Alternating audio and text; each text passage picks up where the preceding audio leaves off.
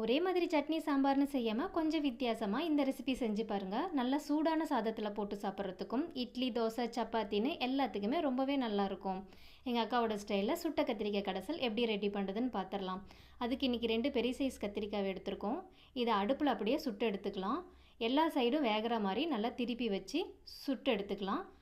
இது கத்திரிக்காய் பெருசாக இருந்தாலும் வேகிறதுக்கு ரொம்ப நேரம் ஆகாது, சீக்கிரமாகவே வெந்துடும். இந்த மாதிரி தோல் சுருங்கி வந்ததுக்கப்புறம் இது ஆறட்டும். ஆறுறதுக்குள்ளே நம்ம எல்லா பொருட்களும் தேவையானதை நறுக்கி வச்சுக்கலாம்.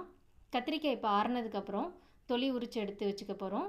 லேசாக உரித்தாலே போதும், நல்லா தனித்தனியாக உறிஞ்சி வந்துடும். ரெண்டையும் க்ளீன் பண்ணிவிட்டு நல்லா கையாலேயே மசிச்சு எடுத்து வச்சுக்கலாம். இந்த மாதிரி எடுத்து வச்சுட்டு இப்போ நம்ம தாளித்து விடுறதுக்கு பேனில் 3 ஸ்பூன் அளவுக்கு நல்லெண்ணெய் சேர்த்துட்டு 1/4 ஸ்பூன் அளவுக்கு கடுகு சேர்த்து பொரிஞ்சு வந்ததும் ஜீரகம் 1/2 ஸ்பூன், பொடிசாக கட் பண்ண பூண்டு 5 பல்லு பூண்டு பொடிசாக கட் பண்ணினது, 2 பெரிய சைஸ் பல்லாரி வெங்காயம் பொடிசாக கட் பண்ணினது, கூடவே ஒரு கொத்து கருவேப்பிலை, 5 பச்சை மிளகா பொடிசாக கட் பண்ணினது எல்லாத்தையும் ஆட் பண்ணிவிட்டு நல்லா வதக்கி விட்டுக்கலாம். வெங்காயம் நல்லா வதங்கி வந்ததுக்கப்புறமா 4 தக்காளியை பொடிசாக கட் பண்ணி அதையும் சேர்த்துக்கலாம்.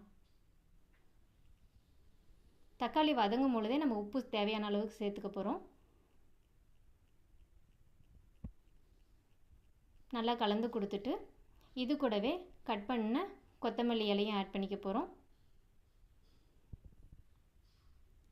இது கூடவே 1/2 ஸ்பூன் அளவுக்கு மஞ்சள் தூள். கொஞ்சம் வதங்கினதும் இப்போ நம்ம மசிச்சு வச்சுருந்த கத்திரிக்காய் இதில் சேர்த்துக்கலாம்.